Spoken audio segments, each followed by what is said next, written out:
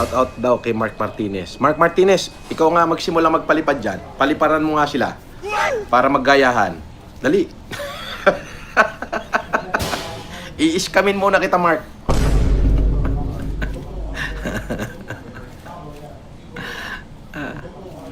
Dali na, Mark Martinez. Pa-iskam ka muna. Dali na. Iskamin muna kita. Ano lang, dalawang magkasunod na $5.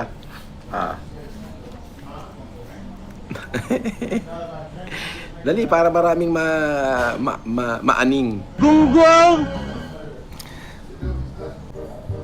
Hindi lang nang hingi, no? Nagdemanda pa, dalawang $5. Samantalang sabi nung nakaraan, hindi daw niya kailangan ng mga donation, hindi daw siya tumatanggap ng mga bigay, ganito. Ngayon, hindi na makatiis. Lumabas na yung tunay na kulay. Ayan, balik negosyo. Prangkahan no? Magpalipad ka no? Kahit pa sabihin mong biro yan.